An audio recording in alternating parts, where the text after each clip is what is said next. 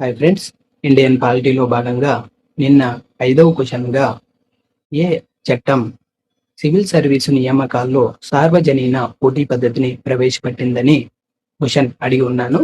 దానికి ఆన్సర్ 1853.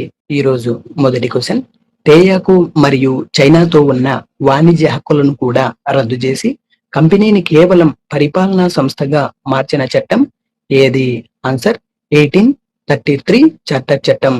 గమనించాలి friends, 1813 1833 charter చట్టం మధ్య తేడా ఏమని అంటే, తేయాకు మరియు చైనాతో ఉన్న వ్యాపారాన్ని ఇక్కడ 1813లో అలాగే ఉంచి ఓన్లీ 1813లో ఇండియాతో వ్యాపారాన్ని, గుత్తాధిపత్యాన్ని రద్దు చేసి ఉంటుంది British government.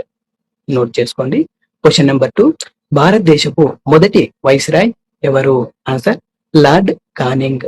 Question number 3, budget పై చర్చించే మరియు ప్రజా ప్రయోజనార్థం ప్రశ్నలను అడిగే హక్కు కల్పించిన చట్టం 1892.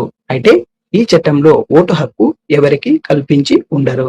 క్వశ్చన్ నెంబర్ 4, పోర్ట్ఫోలియో వ్యవస్థను అనగా శాఖల వారి విభజనను ప్రవేశపెట్టిన చట్టం ఏది? ఆన్సర్ 1861.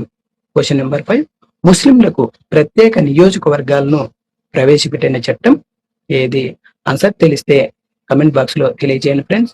వీడియో నచ్చితే లైక్ చేసి నా ఛానల్ ని ఇప్పుడే సబ్స్క్రైబ్ చేసుకోండి ఫ్రెండ్స్. Thank you.